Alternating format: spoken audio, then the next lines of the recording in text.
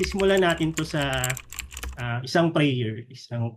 So, teka lang, kukunin ko lang yung chat GPT ko. Hindi, joke lang. So, hindi scripted to. So, don't worry. I'll speak from the heart. And if you have also prayers, go lang. You can pray on your own. So, I'll start na sa, Lord, marami pong salamat sa gabing ito, sa mga oras na ito na magkakasama po kami sa initiative po ng Little Shepherd na mapagsama-sama kami maski po yung mga wala din po dito pero bahagi po ng grupo ng Little Shepherd na gabayan niyo po ang bawat isa na kung nasaan man po kami, nasa bahay, nasa ibang lugar, may mga ginagawa man po. Lord, please guide us and bless us upon participating in the Thanksgiving. And sa mga wala rin po, ganun din po, Lord. Naway, tingin niyo po kami ng understanding and of course, Lord, ng higit sa lahat ng nag-uumapaw na thankfulness sa buhay na binibigay niyo sa amin sa pang-araw-araw.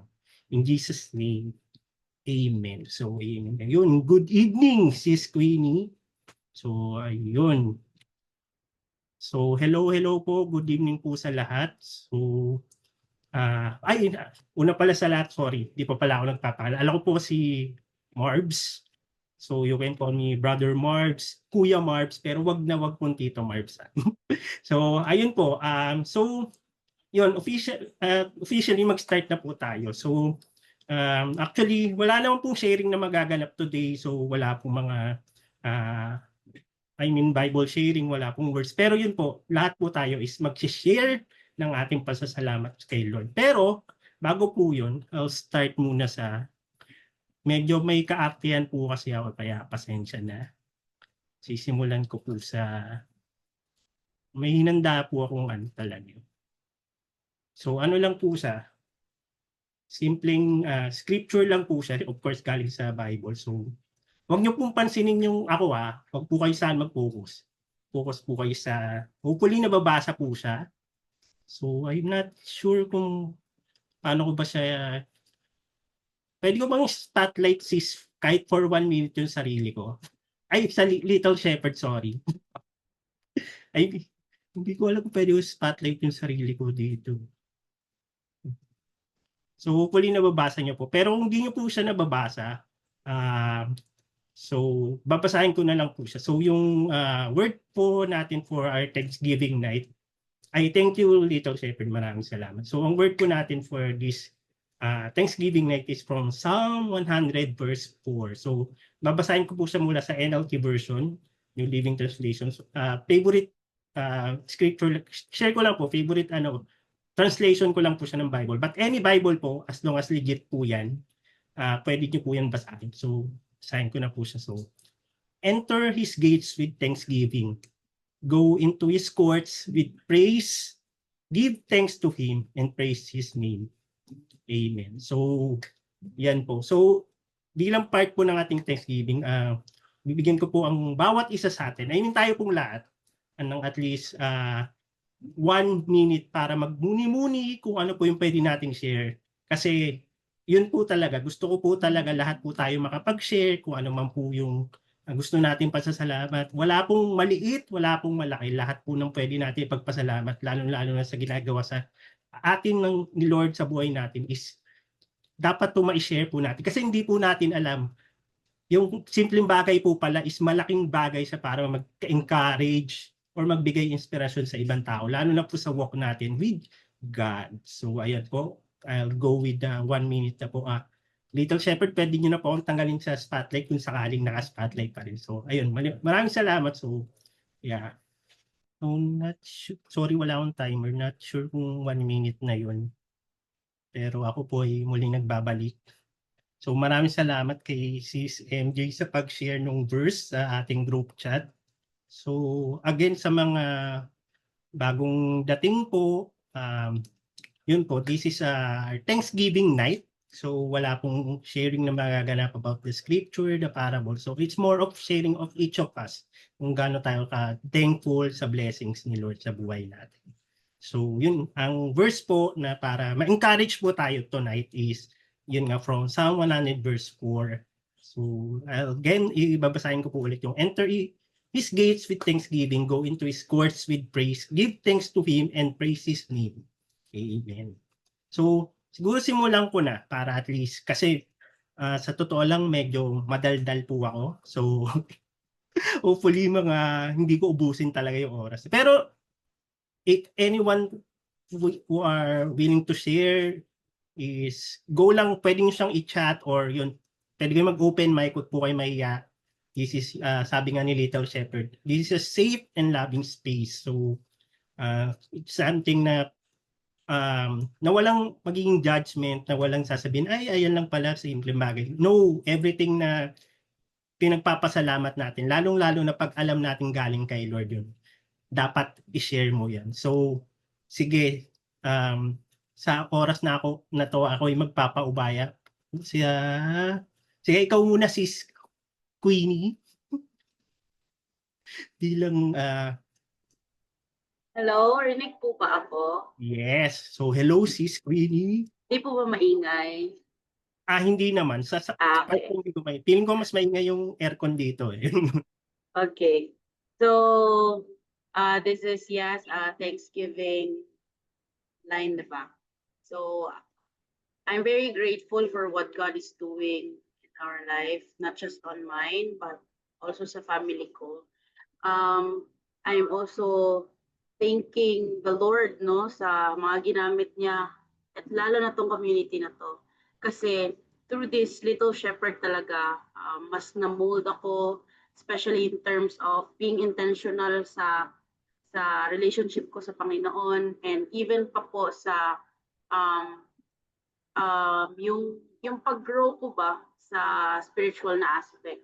And mas natuto po ako na tinuruan po ako ng Panginoon na kahit alam ko na meron akong meron akong skills and talents, talagang tinuruan niya ako how to really humble and how to really submit. No? Kasi I'm very grateful once again sa ano na to, sa page na to, kasi nga sa community na to, kasi nga I'm thankful to the Lord na ginamit niya to para maging isang open door. Sinasabi ko yan palagi na I'm very blessed to be in this community. And also, si Little Shepherd, she's been my friend actually. Naging close din kami dahil sa community na to. And she's really helping me a lot in terms of praying, sa guidance po ng Panginoon sa buhay namin, because it's not easy to walk with God. And I really am very open, no, in terms of, alam mo, yung, hindi ko lang sasabihin, but we've been serving here. Nag-transfer po kasi kami ng, ng bahay. So from Jensen ako, right? So nag-transfer ako here sa Davao na. So nandito na ako sa Davao and living together with the family, and dito kami nagsistay ngayon sa church. And I'm really grateful for what God is doing, for what God is really allowing me to experience, allowing me to see the beauty of not just, alam mo yun, yung mga glitz and glamour ng world na to, but yung truly na pag-serve sa Kanya in the most common, mundane things, yung mga normal na mga ginagawa natin, na mas nagiging, na-encourage ako na mag-live na intentional, and mas nag-live na yung mas i-focus mo not yung mga events, not yung mga, I mean, it's good. No, I'm not saying it's bad. But what God looks is, ano tayo kapag close yung doors? Ano tayo kapag walang nakatingin? Sino tayo sino ang Diyos sa atin kapag tayo na lang at yung Panginoon? Mas inuuna ba natin yung phone? Mas inuuna ba natin yung social media? Mas inuuna ba yung mga errands natin? Or do we really make time for Him? So, yan yung mas natutunan ko in this very era. Kasi I am, ever since I received Jesus, hindi talaga siya, hindi ganito yung impact talaga sa buhay ko. But it changes talaga. Talagang radical yung change. Kasi a lot of Christians, aminin natin na we are sometimes passive in our faith. Diba? So I'm really grateful to the Lord that I can share this also to you, Sir Mars, and to the people na nandito. And I'm really happy, joyful indeed sa mga ginagawa ng Panginoon. Meron yung pagod, talagang pagod kasi nga nasa ministry kami. So nasa field kami talaga, and marami kaming nasasalamuhan ng mga tao, and hindi ako sanay sa ganun talaga.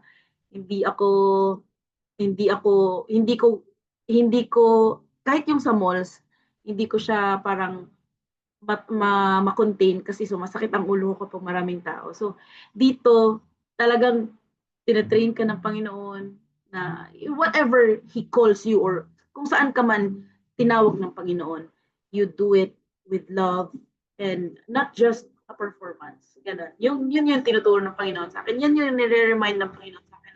It's not about performance kasi alam ko yung talent mo, alam ko yung ability mo. But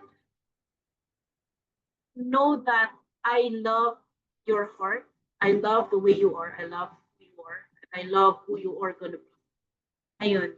Yun yung pinapasalamat ko sa Panginoon. Also, nandito si Sis Eunice. She's been helping me in prayer.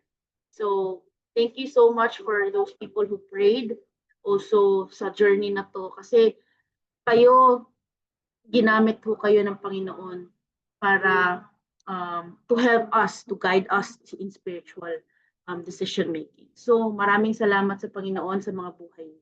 I will always be grateful to be in this community. Yun lang po, and magandang gabi. Grabe, thank you so much, Sis Queenie, sa senior mo. Actually, amen. Yun na lang masasabi ko. Pero siguro yun nga, dahil Thanksgiving night na, I would like to share, I think sa mga pag-participate na rin since nag-start itong, itong Bible sharing ng Little Shepherd, si Sis Queenie, sa mga hindi po nakakaalam, is siya yung una nag-share nung first at second. So, nakalimutan ko lang yung second. So, pero yung first is about the parable of the lost sheep. Tama ba, Sis Queenie? Then, siya rin po yung unang lead ng first Thanksgiving night natin. So, ayun. So, maraming salamat sa pag-share, Sis Queenie. And yun nga, shout out din sa'yo kasi napanood ko yung recording nung wala ako nung Thanksgiving nung una. So yeah, maraming salamat, Sis Queenie, sa pag-share mo, and you are always blessed and guided by the Lord. Amen. So ang susunod po ay si Sis MJ. You would like to share ba? Hello po. Hello, good evening. Yan. Clear naman po. Oh, malinaw naman. Yes, narinig ko naman. Thank you po.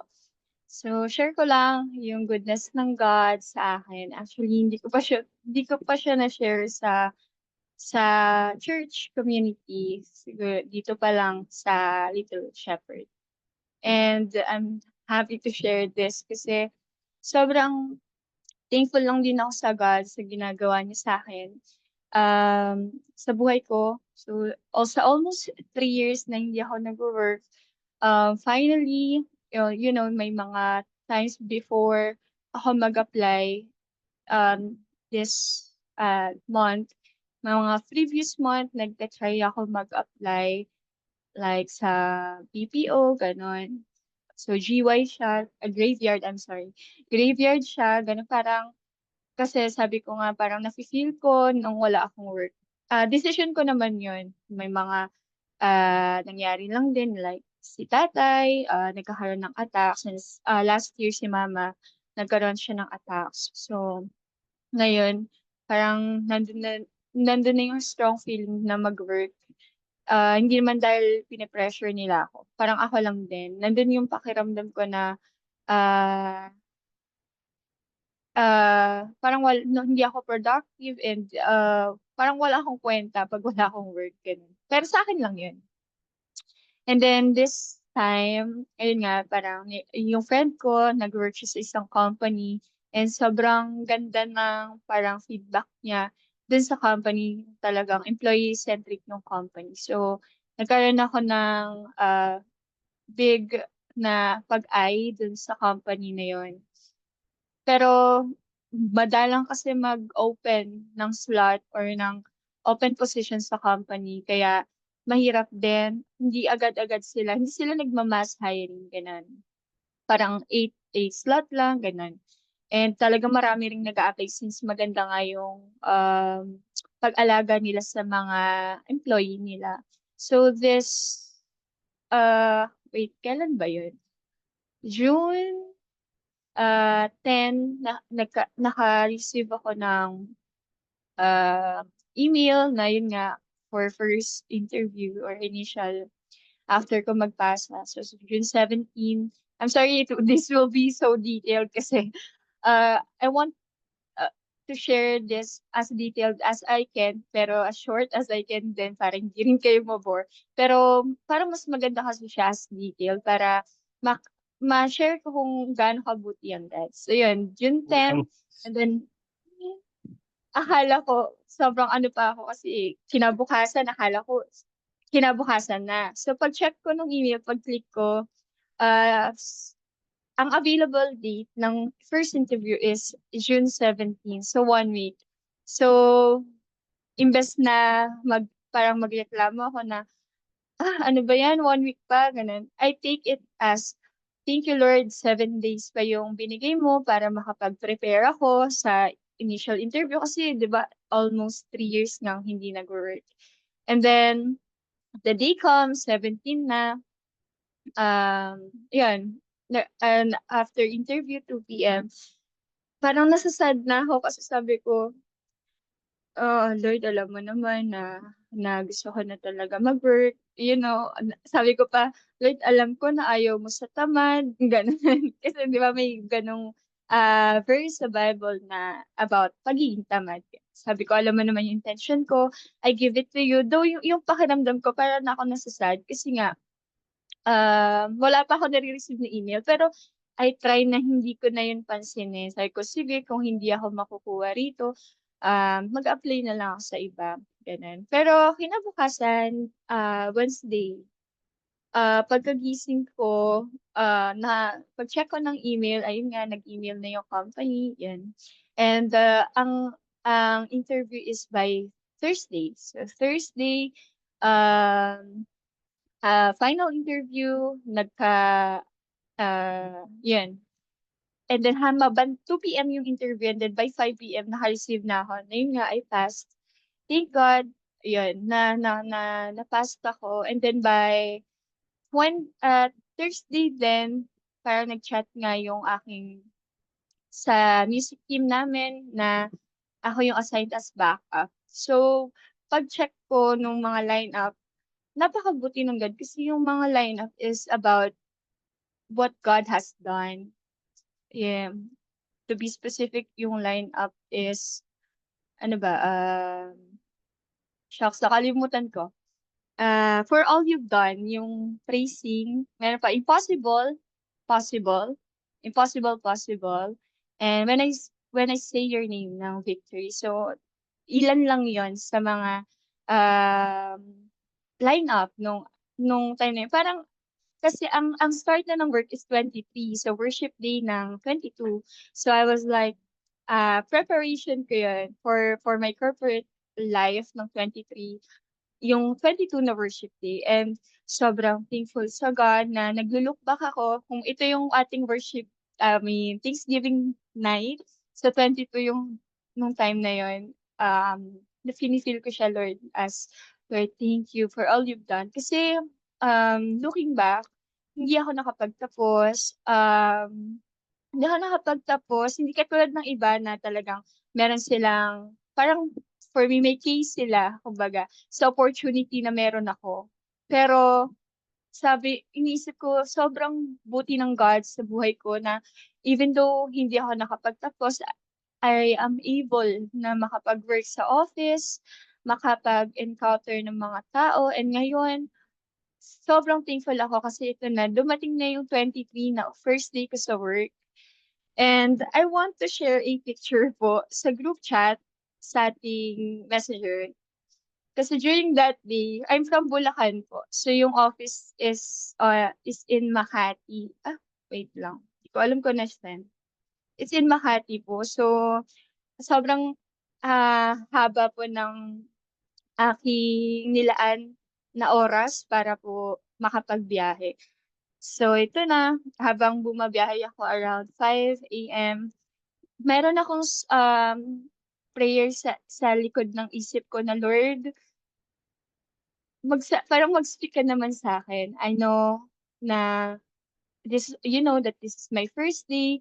I want, kahit na alam ko naman deep inside sa akin na blessing to ng God, I want Him to kind of talk to me. Sabi ko sa isip ko, Lord, let me know na kasama kita. Ganon. Pero alam naman natin na God is with us, di ba? Everywhere we go.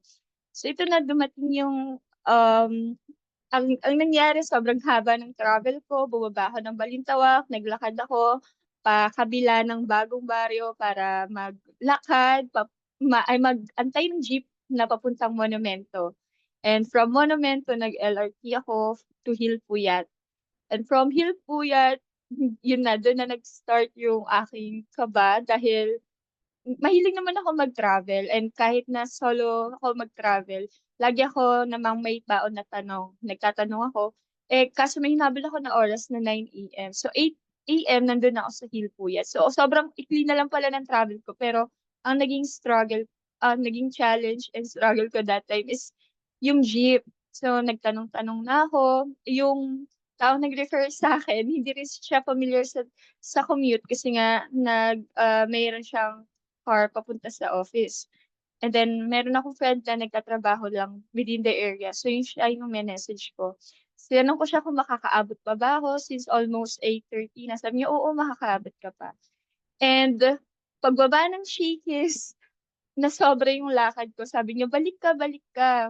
And then, ito, nadaanan ko na tong sinend ko sa group natin. Nadaanan ko na siya. So, pagpabalik ko, mas kumbaga, hindi na siya nakatagilid sa akin, kundi harapan ko na siya.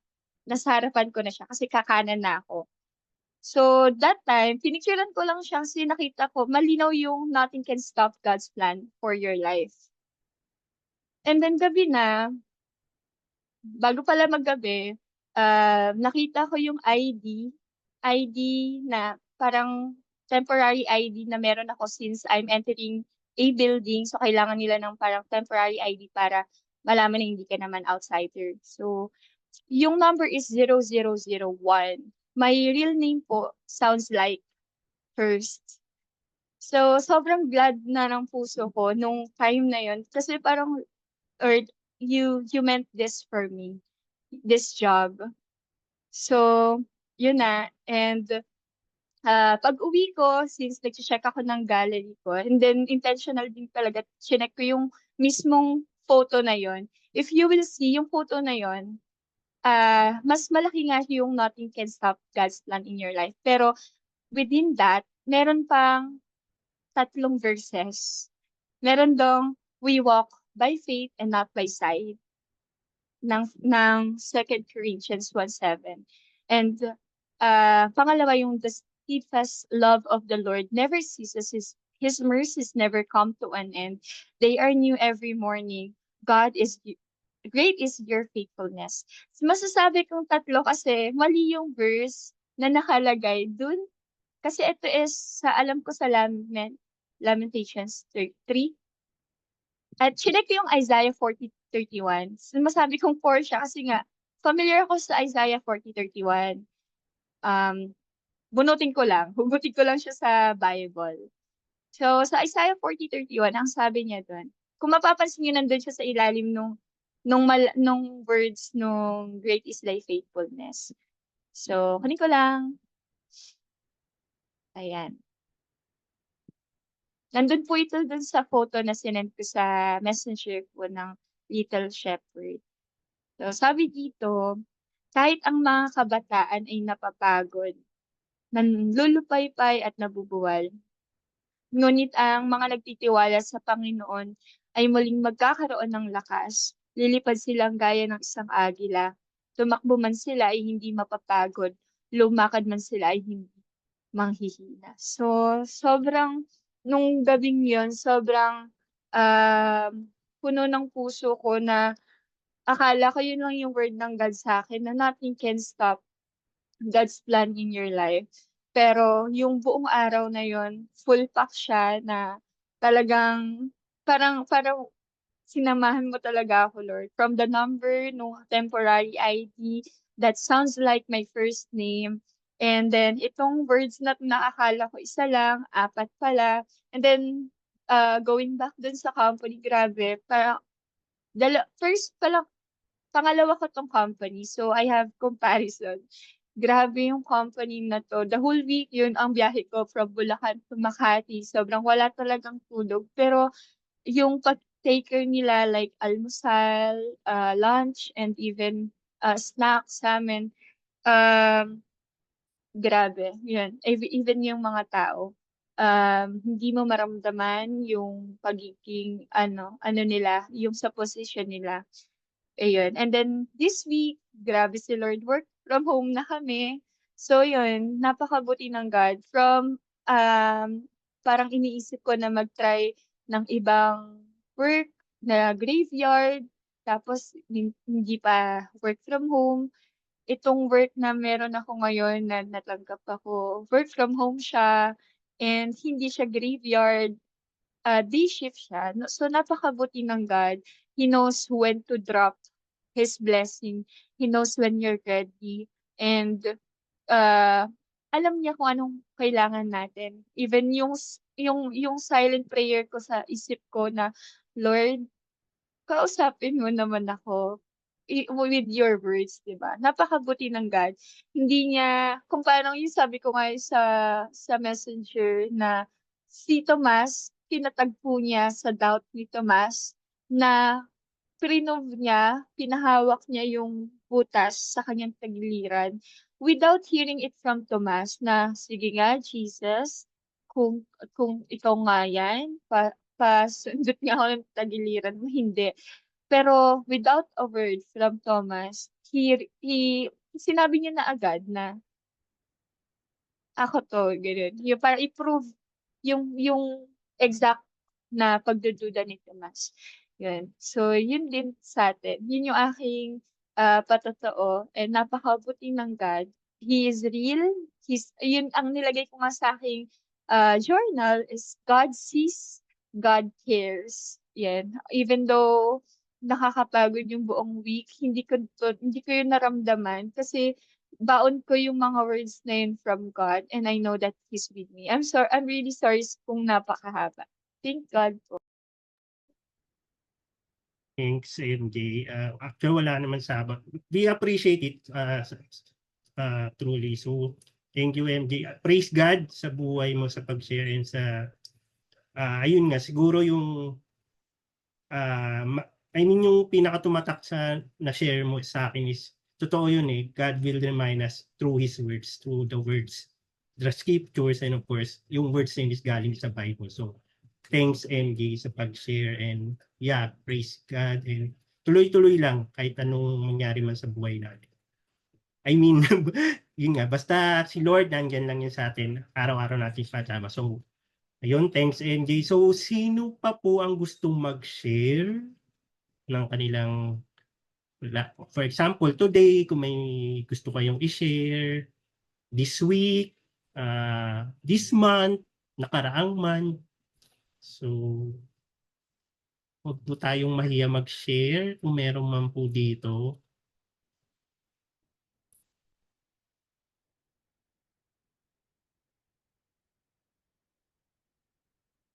At feeling ko magkaiba, Little Shepherd. Iba ata si MJ, yung nag-share kanina, iba yung MJ na, okay. Sorry, hindi ko na rin, Sis MJ, not sure kung paano ko pronounce yung name Not mo rin sure ba yan? po. Sorry. Last name po, not sure. Kaso, walang, oh, sorry. Ay, okay lang, Pero, okay. Sige. So, Sis MJ na lang din tawag ko. So, dala pala kayong MJ. So, good evening. So, feel free to share po. sige po. Ang ano natin is something that we are grateful for, di ba po? Yes. Actually, medyo similar din sa shinare ni Sis MJ din kanina. It's about how God is, faithful in being a provider to us. It was just last year when I felt like parang ano na siguro, like down na moment ng buhay ko because parang I lost almost everything. Um, I worked sa isang big company before in a corporate world for 10 years. So before kasi ang mentality ko is, alam mo yun, parang strong independent woman, self-sufficient, ganun yung ano ko. But then parang God, before, parang during the time, hindi ko pa maintindihan. Ba't kailangan mawala sa akin lahat na ito? The money, the title, the position, and siguro yung sense of entitlement and fulfillment. Parang inalis talaga sa akin ni Lord lahat last year, 2024.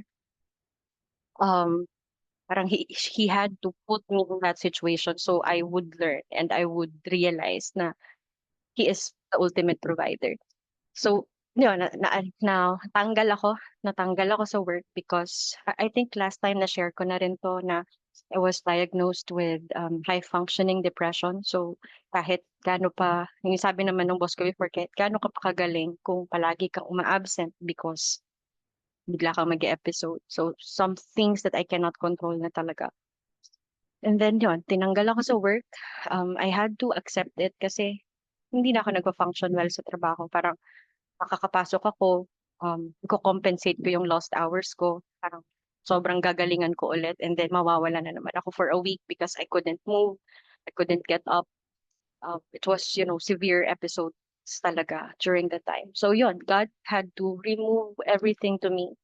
Tapos kasama ng pagkawala ng career ko, I didn't have enough savings. So yung condo, lahat ng bills ko, syempre nagpa-pile up siya kahit wala akong work. So yung savings ko fall out. And then to the point na walang-wala na talaga ako. Wala na akong pambayad ng condo, wala na akong pambayad ng bills, everything. And parang si God na yung nag-ano sa akin na, um, ako naman, parang ako naman, allow me to be your provider. Parang allow me to take control of your life. All your life, sinasabi mo lagi, pagod ka na. Now, rest, di ba nga sabi sa Matthew 11:28, parang cast all your burdens sa Kanya, and I will give you rest. Parang all my life, parang yun yung prayer ko na hindi ko na-realize na yun pala yung ibibigay niya sa akin. Maraming mawawala, but He gave me rest. And that's something na first na naging grateful ako kasi parang for how many months na wala akong work, tulad kay Sis MJ, I tried mag-apply sa lahat ng work from home na before yung ina-applyan ko because nagkakaroon ako ng anxiety. Like, kapag nasa labas ako or maraming tao, sobra ako nadidrain and naa-anxious ako. So, parang hindi nasabi rin nung ano ko before, therapist ko na it's no longer healthy na nasa ganyang environment ka. So, mas okay na kung kaya mo mag-work, yes, sige, work from home na lang. So, I tried lahat na yata ng agencies ng mga work from home rejections. Like, pile up na ng emails. I'm sorry, there's another candidate who's better or suitable. And parang nawawalan na ako ng ano, sorry, naiyak ako.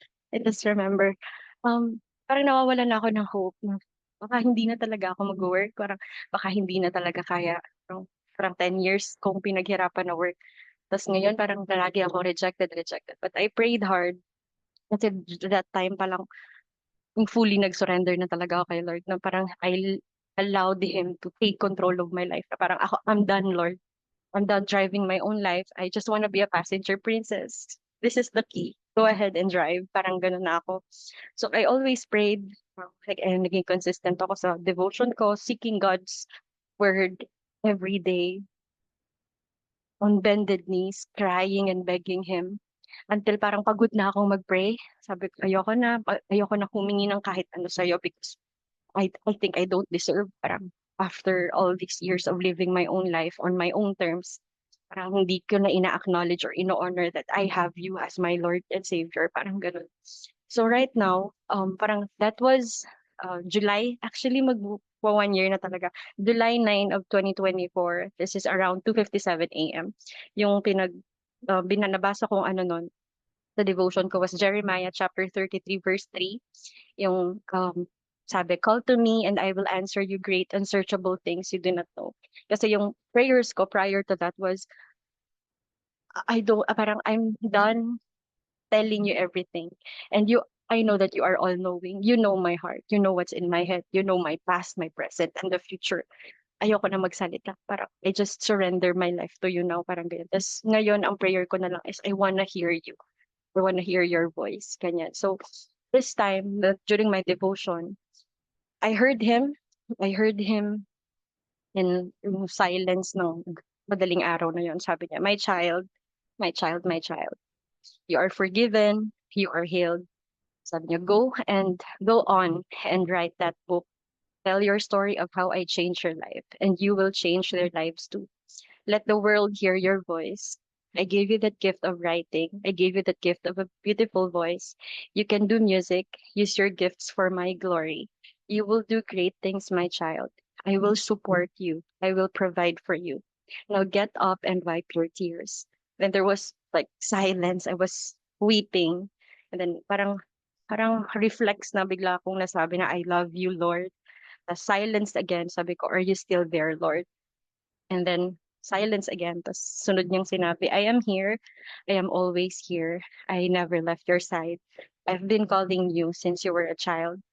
So from here na parang he answered my prayers parang prior to that na sabi ko, I just wanna hear your voice. What's your plan sa akin? I know na sinasabi rin 'di ba sa Jeremiah chapter 29 verse 11 tama ba? If I'm not mistaken na for I know parang may plans siya sa atin not to harm you, not to forsake you, etc. Pero parang siguro sobrang desperate ko because for months wala akong work, wala na akong pambayad, hinahunt na ako nung mga kailangan kong bayaran, yung sa condo, parang as in sobrang stress ko na kasi it's like ang babayaran ko was around 300,000 pesos and wala na talaga ako mapagkukunan. So, yun, parang I kept on praying and praying. And then the Lord, doon ko na feel na Lord will give resources. Like, He is the source, the one and only source, right? But He will provide you all the resources that you need. And tulad ng sinabi niya sa akin, you have the gift. So what I did before, since hindi pa ako nakakakuha ng work, I wrote book. It's actually one of my dreams nung bata pa ako na panaginip ko siya. And then I wrote it because I think I was only 5 years old nung napanaginipan ko siya and until now, hindi ko siya nakakalimutan. So I wrote that. It's like a children's book, but I made it like an e-book lang. And then I posted it sa social media ko and sobrang nakaka-bless. During that time na wala na ako kahit piso. Lahat ng valuables, lahat ng yung phone ko, mga gamit ko, mga sapatos ko, nabenta ko na lahat. Parang wala na talaga ako. So, I only had that gift that He gave me. Diba? Na parang, I gave you that gift, sige gamitin mo. So, that time, parang, okay, sinulat ko siya, isahan lang, parang isang gabi lang. And then, I posted it. And a lot of people bought it.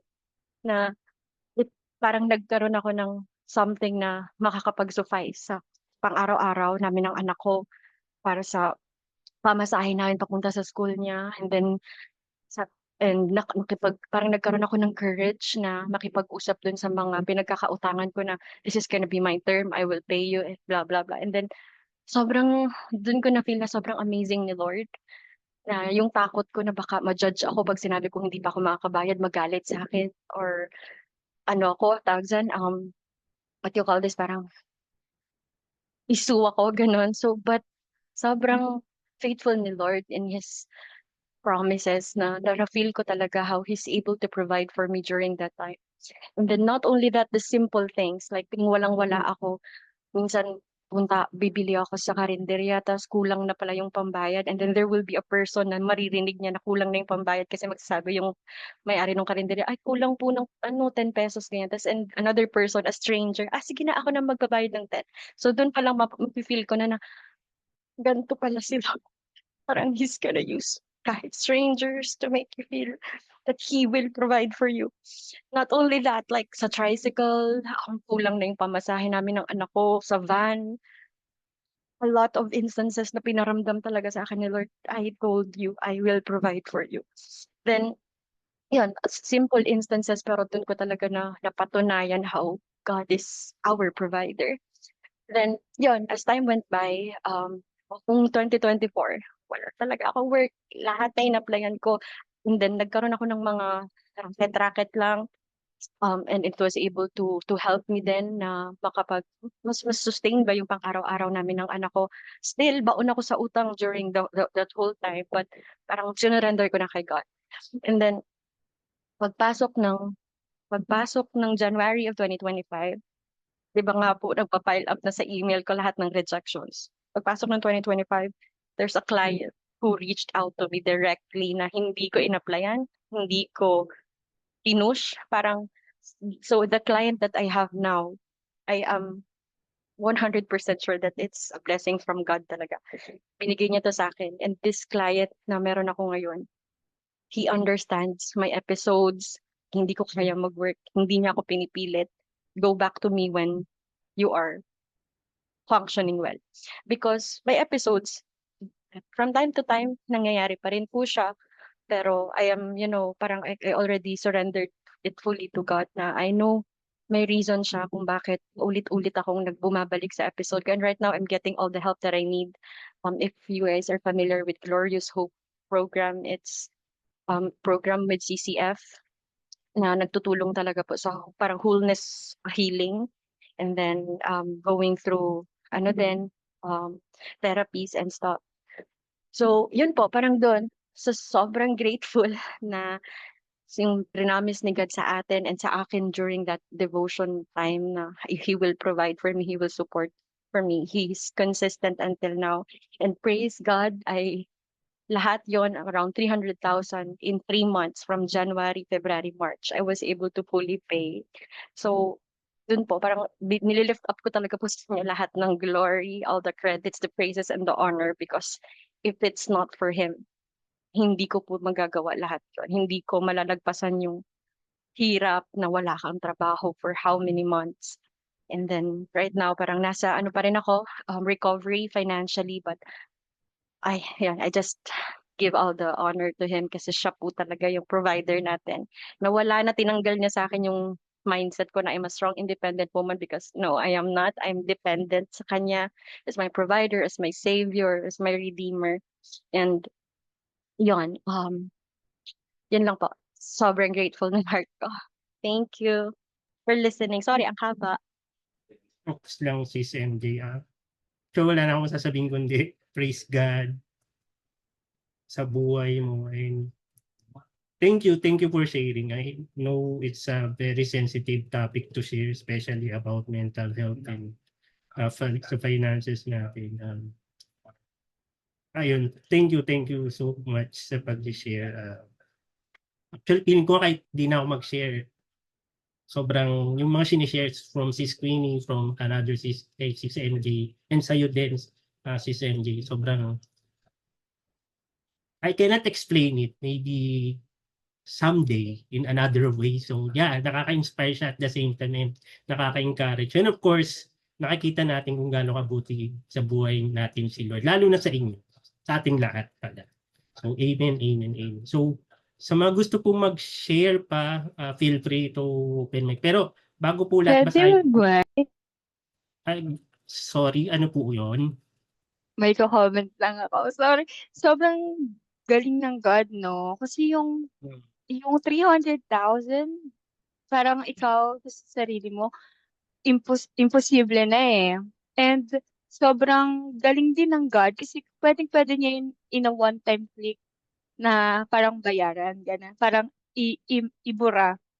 Pero dun ko lang din nakita na God is a good Father in a way na gusto niya rin tayong matuto, in a way na gusto niyang makita na mulat ka, na kita mo talaga na that is God. That is God working for me from that stranger na nagsasabing, bayaran ko na. Di ba?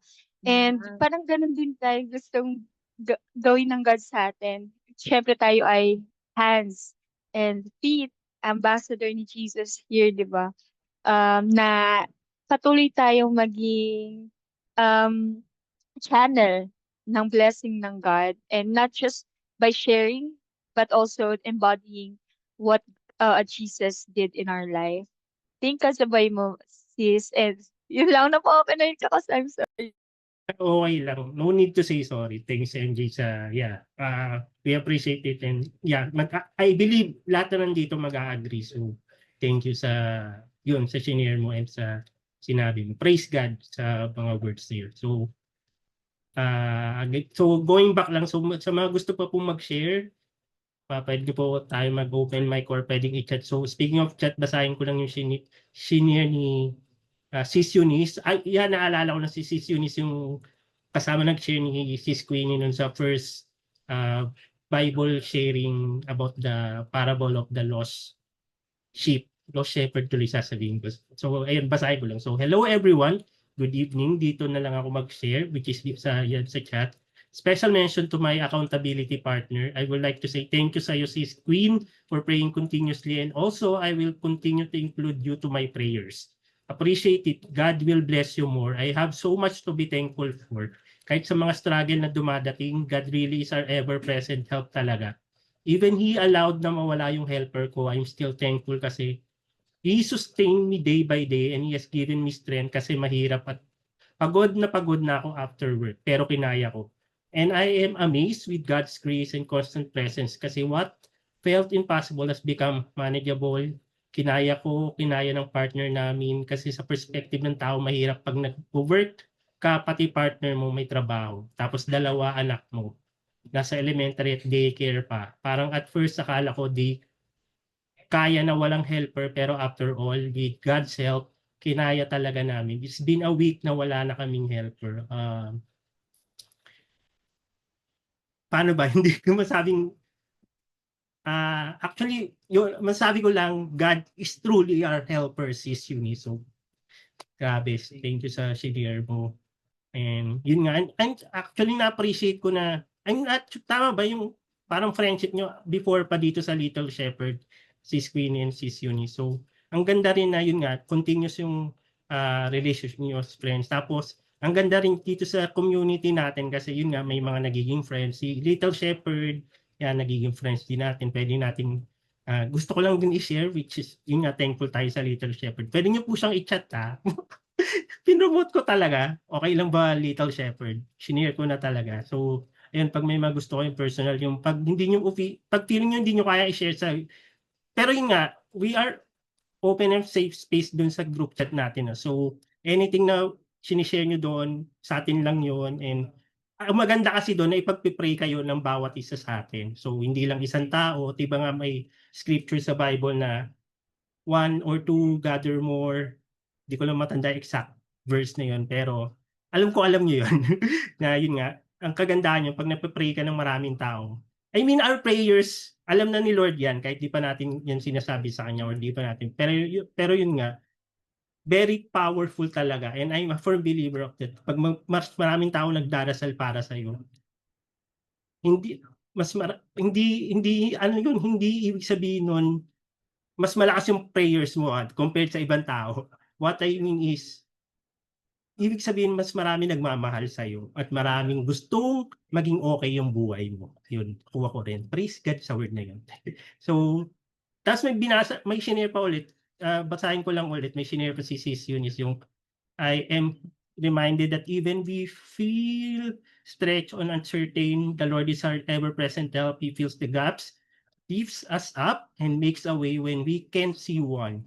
And also, even if my recent ultrasound shows another breast mass, salamat pa din ako sa Diyos kasi He still shows me that there are a lot of reasons to continue living in this world. And that He still gave me courage and He strengthened my faith in Him. Kahit meron pang new breast mass, hindi siya reason na to continue glorifying the Lord.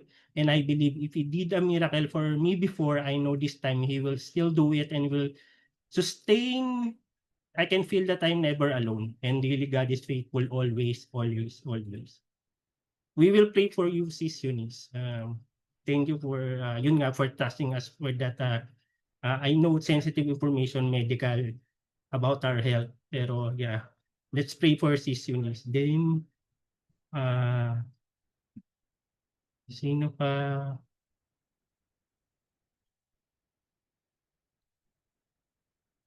Meron pa pong gusto mag-share?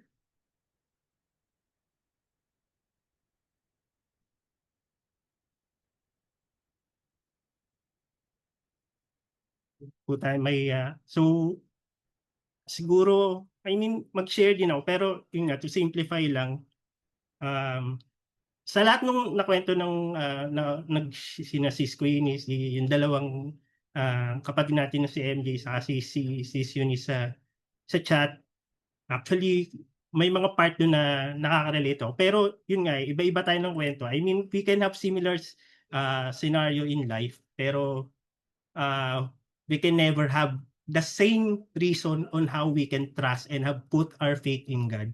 Siguro yung realization ko for today, which is thankful talaga ako, is yung nag-commute ako from Mall of Asia sa Pasay to pabalik ng Cavite to Imus. Sa mga nakaka-relate na yun nga sa mga nagwo-work from province sa Manila. Di ba pag nagko-commute tayo, sobrang struggle talaga siya, promise. Lalo na pag ang work mo is something na office hours pa, yung 8 to 5 schedule mo, or yung something kunwari may pupuntahan ka pa tapos nag-tempo ng gano'n. Siguro iklian ko lang, yun nga, nung nakasakay ako sa bus pa uwi, siguro na-realize ko, as bilang tao tayo, hindi talaga tayo makukontento. I mean, pwede kayong mag-disagree sa akin mga kapatid diyan. Pero yun nga, ako parang naniniwala ako, we can never be contented eh. Pwede mong sabihin sa ibang tao, sa family, ay hindi, masaya na ako dito eh. Okay na ako sa work ko, okay na ako sa buhay ko, okay na ako sa lahat. Pero ang tanong, pag tinanong mo ba yung sarili mo, okay ka ba talaga? Ako, nung tinanong ko siya sa sarili ko, sabi ko, hindi. Ang dami ko pa ring problema, parang ang dami ko pa ring problema. I mean, thankful ako sa nangyari sa buhay ko. Thankful ako na buhay ako ngayon. Thankful ako na nakakain ko pa rin yung gusto ko. Thankful ako na, yun nga, nakapag-share ako ngayon. Thankful ako na may internet. Lahat-lahat, I'm thankful despite all the struggles na meron ako ngayon.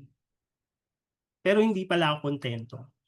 Pero siguro ang na-realize ko na gusto ko magpasalamat kay Lord is I'm at peace with Him. Especially yung relationship natin talaga kay Jesus. Parang mas magandang i-replace yung pagiging kontento sa pagiging at peace natin with Jesus. Kasi despite ng mga nangyayaring problema sa akin, I mean, I will speak na lang on my behalf.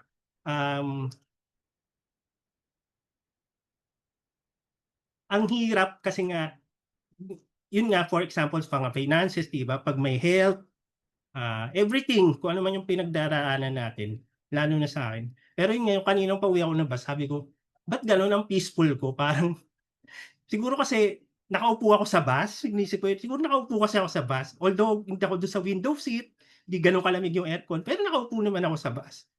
Pero habang bumabiyahe, doon ko na-realize, siguro kaya at peace ako despite all the struggles, despite all the problems, despite all what's happening around me, especially sa nangyayari sa mundo natin, sa paligid natin, is there's a peace with God. There's a peace na yung relationship natin kay Jesus is nandun eh, diba? Gaya ng sinabi ni Sis MJ about yung sa mental health, parang mahirap naman talaga. We can never define yung struggle ng bawat isa sa atin. Yung struggle ni MJ sa paghahanap niya ng work, yung struggle ni Queenie sa family niya, struggle ni Eunice sa health niya. We can never define yung gano'n siya kahirap. Pero we can define our peace with God if we found Him and if we truly know Him and we have a personal relationship with Him. So yun lang yung gusto ko pong sabihin mga kapatid. So, yun, praise God and thankful ulit sa word. So, sino pa po gusto mag-share?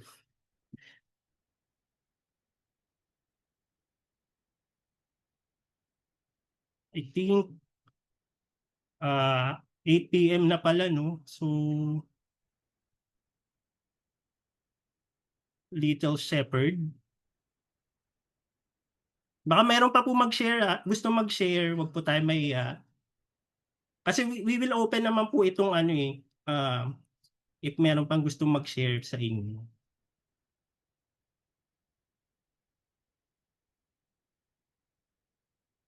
Ayun. So, if wala na po, so tatapusin po natin to with a prayer.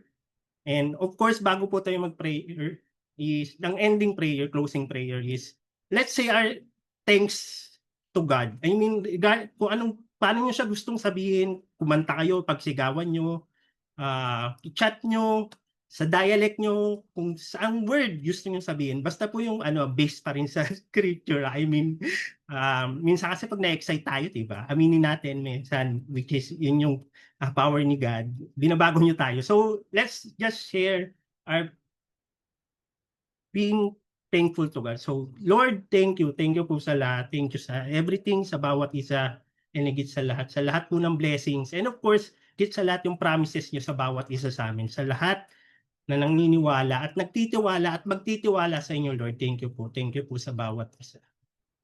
So, ayun po. So, hopefully, nasabi nyo po yung pasasalamat kay Lord.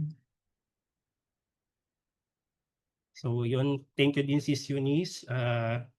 So, ayun po. So, I'll pray na po our closing prayer. So, Lord, maraming po salamat sa buhay ng bawat isa na nandito. I'm so thankful po sa mga bawat isa nandito, sa mga nag-share, sa mga nakinig, sa mga nag-participate po sa chat, and everyone po na part ng Little Shepherd, especially sa aming kay Princess Shepherd, sa lahat-lahat po. Maski rin po yung mga wala dito, Lord, naway. Gabayan niyo po yung bawat isa, and of course, give them peace, Lord, na kailangan nila sa buhay nila despite all the struggles and despite all the kung ano man po yung pinagdaraanan ng bawat isa, Lord, kayo lang po yung nakakaalam. And I'm praying, Lord, na give them the things that they need instead of their wants, because Lord, with the things that they need, this will can give them the peace that they want in their life. Yung akala namin hindi pala namin yun kailangan, pero yun pala yung talagang kailangan namin kasi yun yung galing sa inyo. And of course, Lord, praying for blessings sa bawat isa, sa work, business, kung ano man po yung pinagkakitaan or source of income ng bawat isa. And of course, sa health din po ng bawat isa sa amin na naway maging okay po, maging mas malusog po, kung may mga nararamdaman po man kami, pagalingin niyo po kami, Lord, dahil kayo lang po yun talaga makakatulong sa amin. And praying, Lord, for yung faith namin maging mas strong pa despite all the problems, struggles na pinagdaraanan. Kasi yun nga po, sa inyo lang namin makikita yung peace na kailangan namin. And naniniwala kami, Lord, na yung promises niyo sa aming lahat, sa lahat ng mga naniniwala at ng faith niyo ay ibibigay. So maraming salamat po, Lord, and thank you always for the blessings and the promises that you gave to us from the start na nabuhay kami sa mundong ito. In Jesus' name, amen, amen, amen. So, ayun po, maraming salamat po. So, next Saturday, I think, balik po ulit tayo sa Bible sharing about parable pa rin kung hindi ako nagkakamali. So, hindi ko lang po sure kung anong about parable siya. Pero, hopefully po, maka-attend po kayo. If you're free. And of course, yun nga po. God bless everyone and good night po. So, thank you po sa lahat.